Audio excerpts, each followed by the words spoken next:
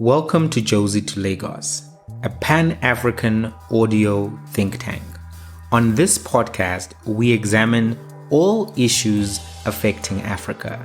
This is a podcast from Africa for Africa. Today, we are going to be examining American foreign policy in specific relation to Africa. And this comes, of course, after the inauguration of Joe Biden and the appointment of some members of his cabinet, critically the Secretary of State, Anthony Blinken. 3 questions that we're going to answer in the first segment. Number 1, what is foreign policy? Number 2, why should we know foreign policy?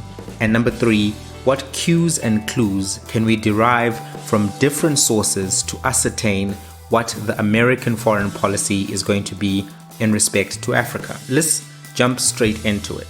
What is foreign policy? The dictionary definition of foreign policy is that of the following: a government strategy in dealing with other nations. The Encyclopedia Britannica defines it as follows: the general objectives that guide the activities and the relationships of one state in its interactions with other states. The development of foreign policy is influenced by domestic considerations, the policies or behavior of other states, or plans to advance specific geopolitical designs. So those are the 2 definitions: the general English dictionary definition and the Encyclopedia Britannica definition. So we can gather from that foreign policy looks at one particular state's strategies, objectives, and interactions with the global community. So what specifically is the US foreign policy? American foreign policy is a collection of policies, norms, and practices that determine America's relations with other nations and with other international actors. This foreign policy is mainly the preserve of the executive, which is to say the president and the cabinet. The Constitution of the US states that the president is the chief diplomat and the decision maker on crucial issues. The president has the power to negotiate treaties and to host the chief diplomats from other states in order to talk about global affairs, but also to negotiate whatever deals may have to be negotiated. Most of the day-to-day work is done by the State Department with the assistance from number 1, the Defense Department, number 2, the Central Intelligence Agency, number 3, NASA, and number 4, the Department of Homeland Security. The Senate has power to ratify treaties with a 2/3 vote. Policy can also be created outside of that Senate process through executive agreements that only require a simple majority in both houses. And this oftentimes is an easier threshold to secure and is more commonly used nowadays because of the partisan divides that exist. When you are able to get your executive agreement, you only require that simple majority. And as a result, most presidents have been pursuing it. Congress, however, does still have some power in the checks and balances that exist within a state, and that is the power of the purse, because it is Congress that often allocates large amounts to the military and often allocates amounts of money to various humanitarian efforts and projects that are done under the banner of American foreign policy. Now, the guiding principle of American foreign policy is that of internationalism as opposed to isolationism. America sometimes vacillates between the two, and Donald Trump was a leader who preferred the isolationist approach, but however, the general approach that Americans take to their foreign policy is one of internationalism. Internationalism is a political principle that advocates for greater political or economic cooperation among states and nations. The history of it is the following. At the beginning, George Washington basically urged the US to avoid foreign entanglements. This was the position that was preferred by the Americans. But as World War I and World War II happened, the USA got involved in both of those conflicts and actually was able to be a turning or deciding factor in those conflicts. They then developed a different approach as a result of those entanglements, and that approach was one of internationalism. Part of that internationalism was them developing all of the institutions which are part of the global structures of organization, the United Nations, the World Health Organization, and the IMF. All of these entities were the result of post-World War II and an approach of internationalism versus isolationism. The US foreign policy building blocks can be considered in 5 different categories. Number 1, diplomacy. Number 2, military and security support. Number 3, international human rights policies. Number 4, economic policies. And number 5, environmental policies. The goals of US foreign policy remain that of maximizing their own defense interest and maximizing their own economic interest and making transactions and deals which are favorable primarily to their citizens and also to the people that they're making particular deals with.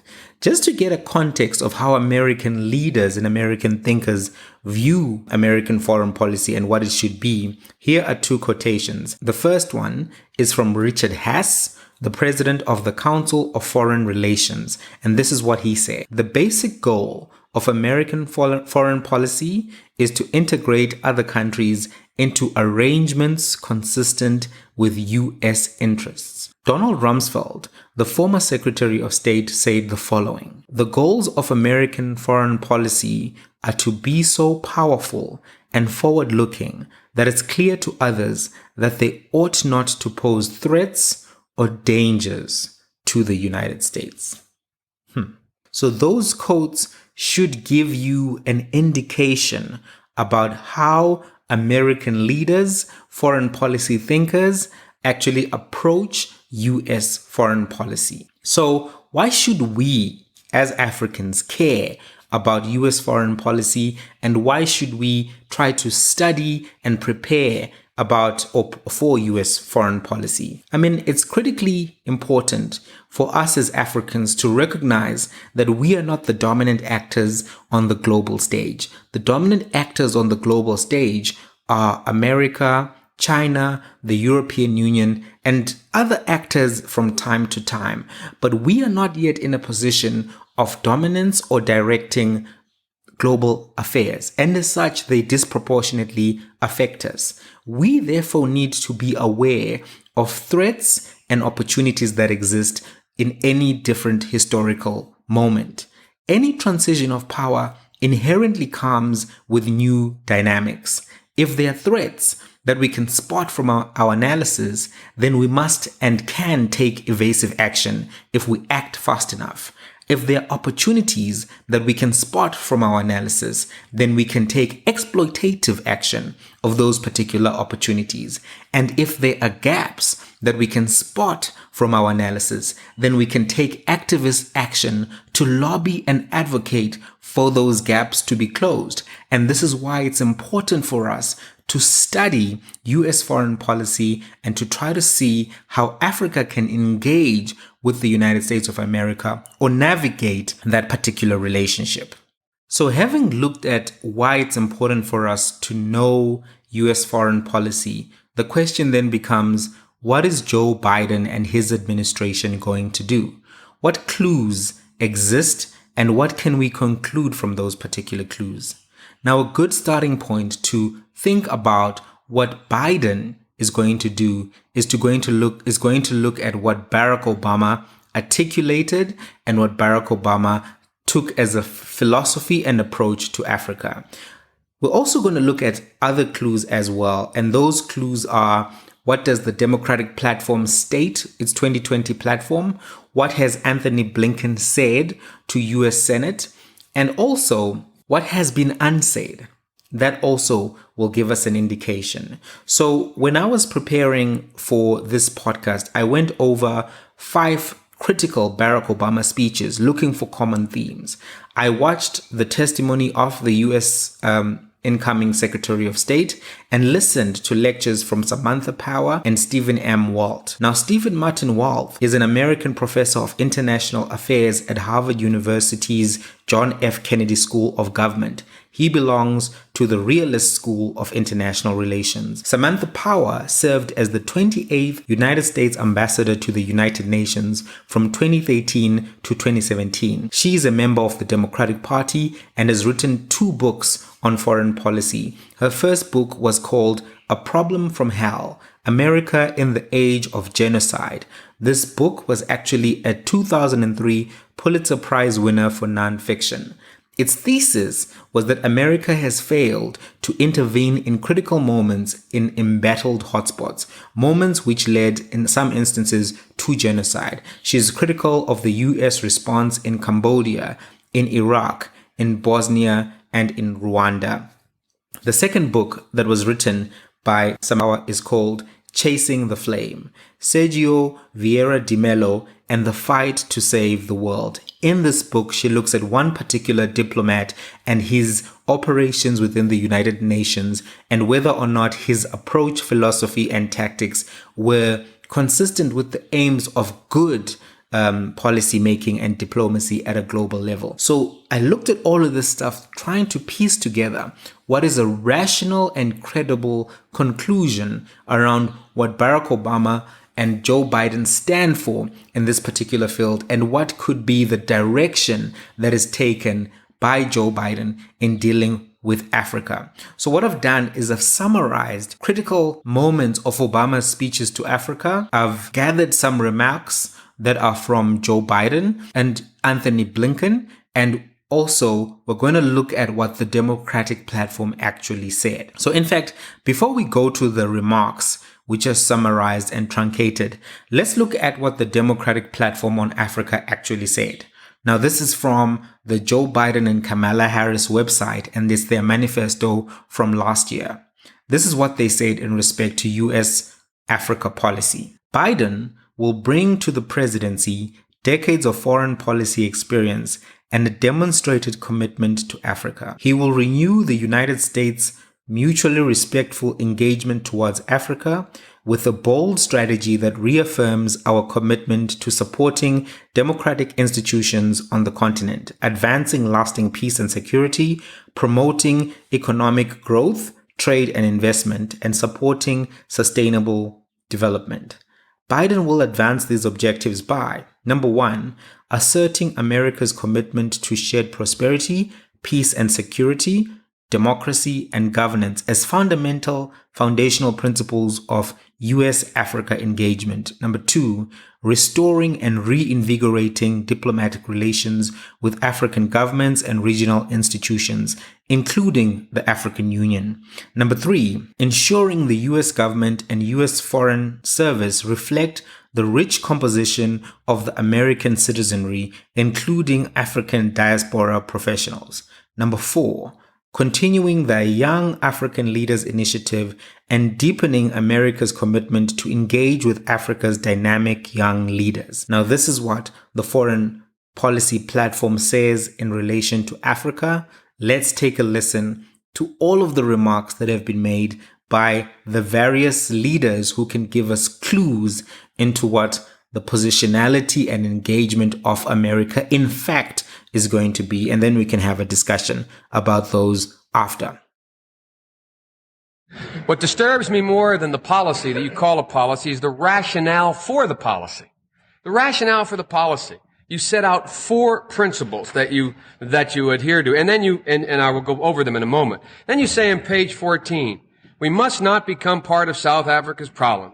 We must remain part of their solution. We must not aim to impose ourselves, our solutions, our favorites in South Africa. Damn it, we have favorites in South Africa. The favorites in South Africa are the people who are being repressed by that ugly white regime. We have favorites. Our loyalty is not to South Africa, it's to South Africans. And the South Africans are majority black, and they are being excoriated. It is not to some stupid puppet government over there. It is not to the Afrikaner regime. We have no loyalty to them.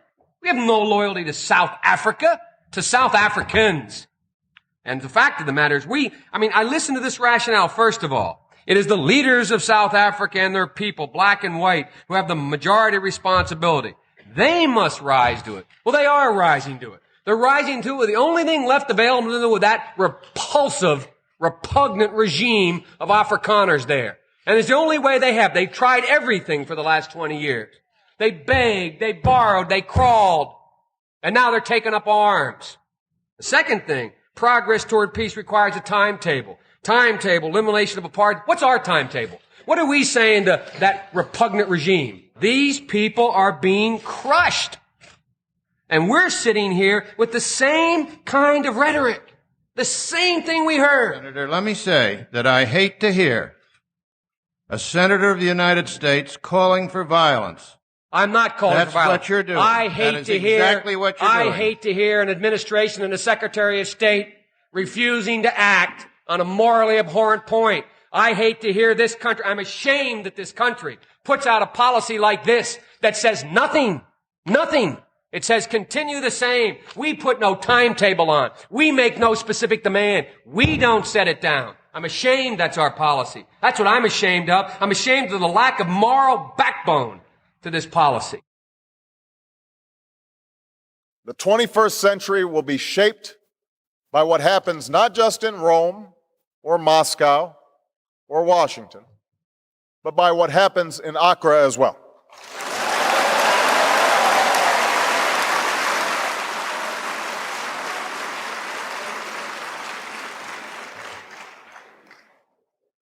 This is the simple truth of a time when the boundaries between people are overwhelmed by our connections. Your prosperity can expand America's prosperity. Your health and security can contribute to the world's health and security. And the strength of your democracy can help advance human rights for people everywhere. So I do not see the countries and peoples of Africa as a world apart. I see Africa as a fundamental part of our interconnected world, as partners with America on behalf of the future we want for all of our children. That partnership must be grounded in mutual responsibility and mutual respect. We must start from the simple premise that Africa's future is up to Africans. I say this knowing full well the tragic past that has sometimes haunted this part of the world. After all, I have the blood of Africa within me. But the West is not responsible for the destruction of the Zimbabwean economy over the last decade. Or wars in which children are enlisted as combatants.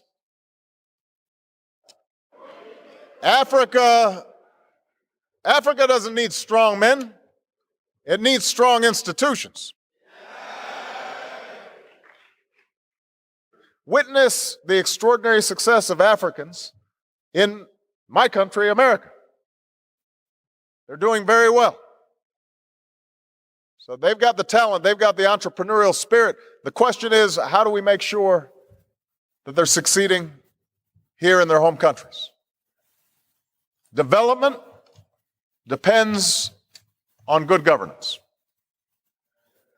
That is the ingredient which has been missing in far too many places for far too long.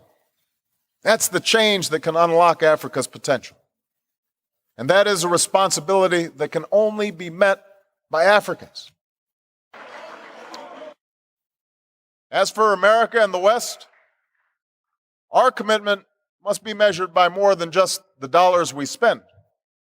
But the true sign of success is not whether we are a source of perpetual aid that helps people scrape by.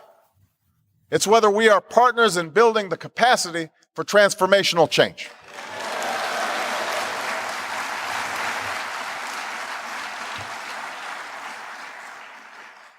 This mutual responsibility must be the foundation of our partnership. Now, America will not seek to impose any system of government on any other nation. The essential truth of democracy is that each nation determines its own destiny. But history offers a clear verdict. Governments that respect the will of their own people, that govern by consent and not coercion, are more prosperous, they are more stable, and more successful than governments that do not. This is about more than just holding elections. It's also about what happens between elections.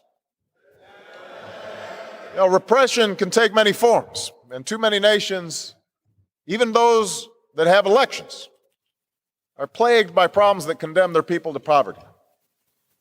No country is going to create wealth if its leaders exploit the economy to enrich themselves.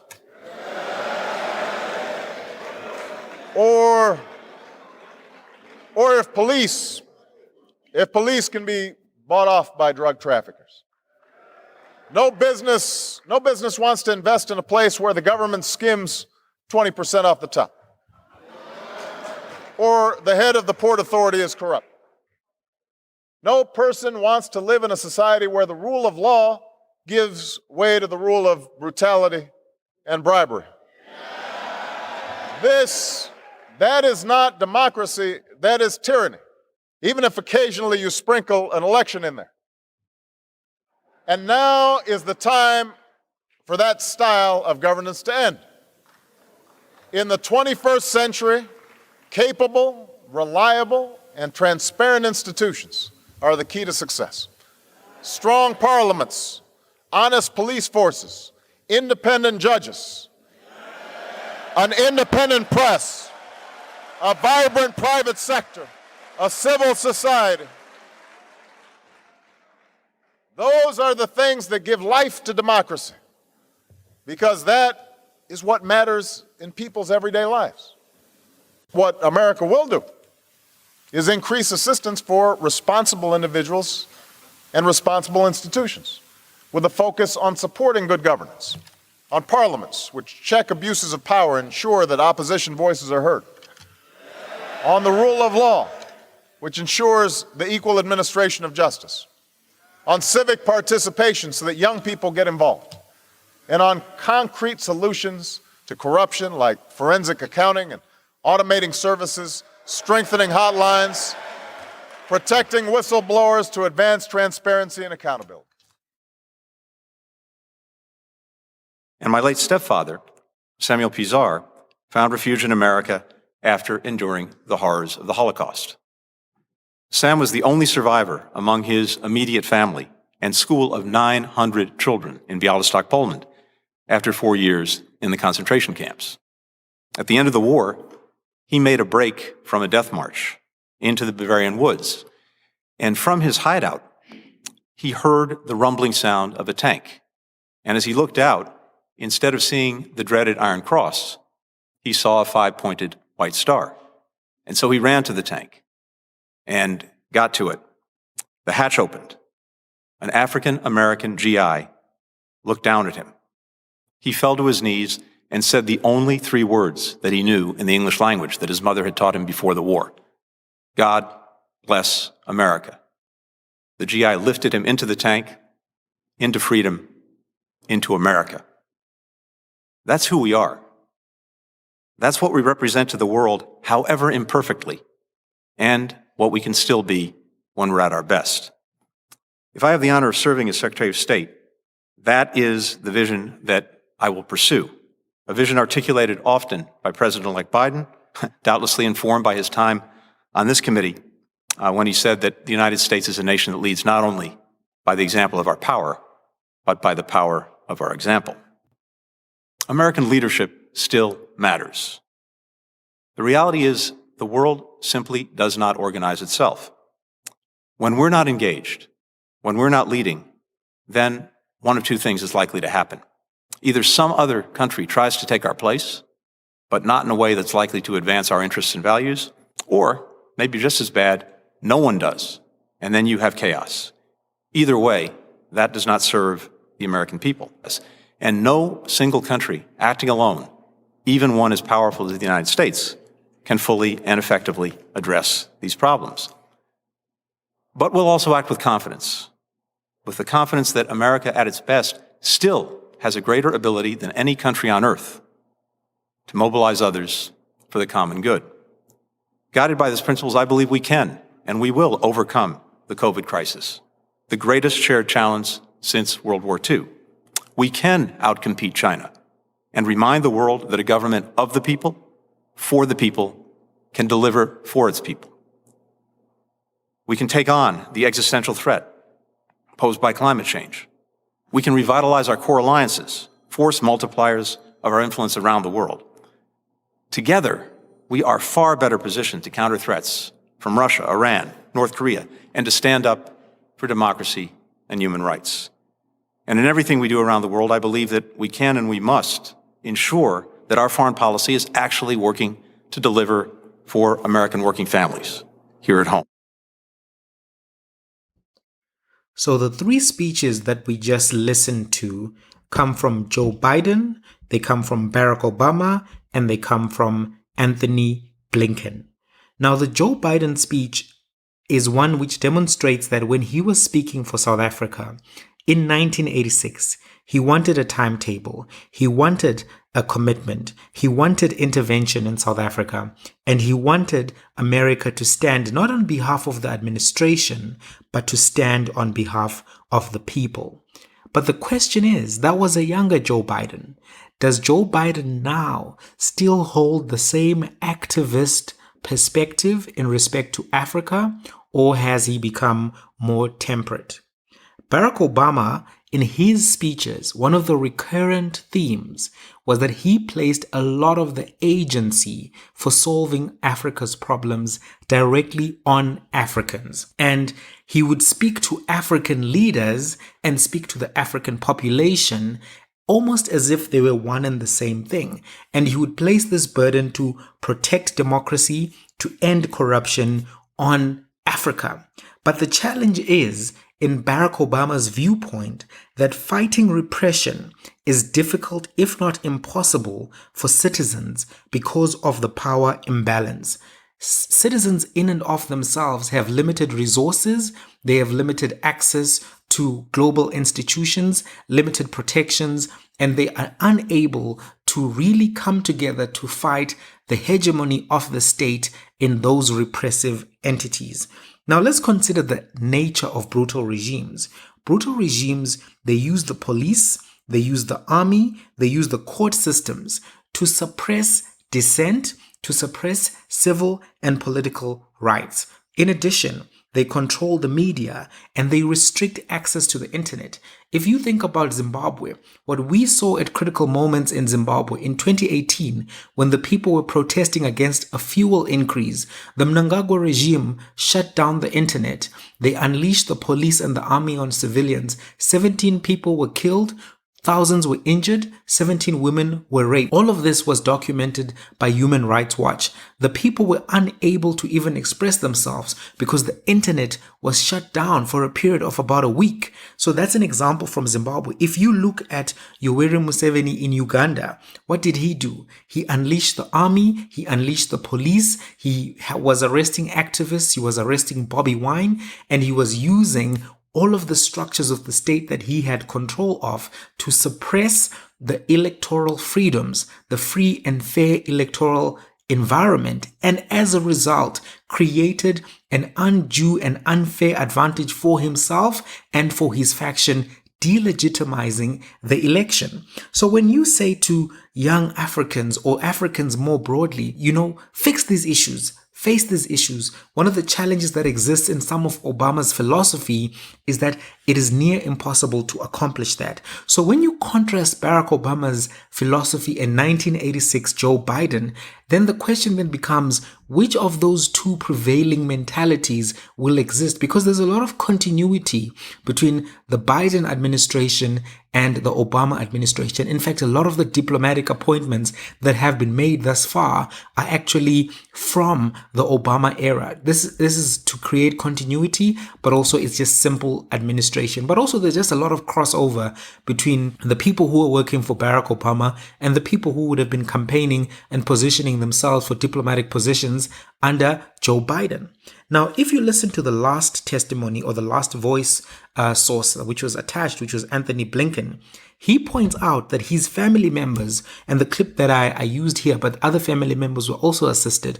The clip that I used was one of his late stepfather, who was assisted, escaping a situation of anti-Semitism by American soldiers who were not actually white, but were actually Black people. Those are the people who helped his late grandfather and his late stepfather. And what he was pointing out in telling that story is that he believes that America ought to have an interventionist role.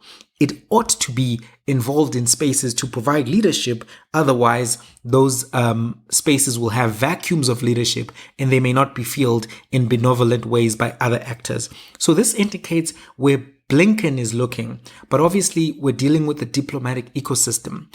The thing which will tell us what level of engagement we're really going to get from the Joe Biden administration is really going to be how they deal with the first test.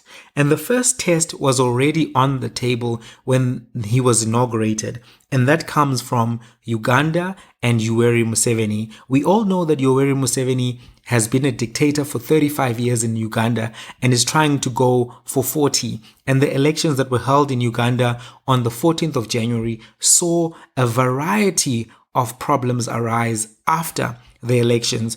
Bobi Wine has been under house arrest. The internet was shut down. But even prior to this, there were brutality and repression that were unleashed on the people. Last year in November, 55 people were killed as they were participating in Bobi Wine related protest, and they were killed by the army. And there was no remorse shown by the Museveni government.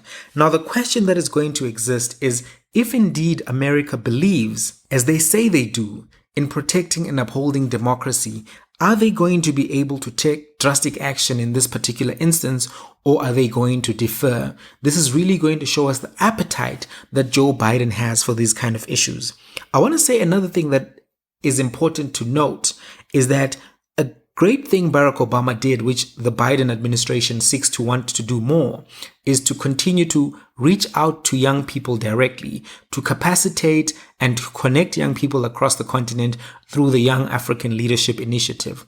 One of the points I want to make is that this initiative has been brilliant and has been very effective in achieving some of its aims, but unfortunately it has been struck by elitism. And the people who have benefited from the Young African Leadership Initiatives are those who are connected, those who are in the upper middle class of Africa. And in order for it to truly achieve its objectives, the Young African Leadership Initiative has to be more of a democratized structure. It has to be more favorable to all Africans and not necessarily the Africans in the countries of preference to America. So you'll find that it would be necessarily easier to get certain access to American-led programs if you are in South Africa, if you are in Kenya, if you are in Ghana, whereas some of those programs would not be accessible to you if you are in Zimbabwe, if you are in a country which is deemed to be, not in the good graces of the United States. But that's something that applies to citizens. I think that while America must engage with brutal dictatorships very strongly, it must engage with the citizens of those brutal dictatorships in a favorable way. To harshly exclude citizens in situations where they are not necessarily participating in any of the oppression, I think is counterintuitive to the goals and aims and aspirations of the programs. Having said all of that, I think that it's really going to be important for America to recognize that in order for them to really maintain their status as the global power, they really have to invest more in Africa. Currently, American investment trails that of China, and it also trails that even of the European Union. China has invested over $2 trillion into Africa and continues to invest more. They have spent a lot of money and they've actually taken the time to cultivate a lot of relationships across Africa. And the reason why they do that is because they recognize that Africa is going to be the largest marketplace by 2050, that there is going to be a continuation of business demand in Africa for the coming years. So if America wants to maintain its status, it can no longer continue to invest the minuscule amounts that it has into Africa. Let me give you some metrics just so that you can get an idea on how much America is investing compared to other entities. The value of China-Africa trade in 2019 was 192 billion. 192 billion. To contrast that, the amount of trade in between the United States and Sub-Saharan Africa in 2017 was 39 billion. That's a massive difference. 39 billion versus 192 billion. If you look at the difference, it's a massive difference.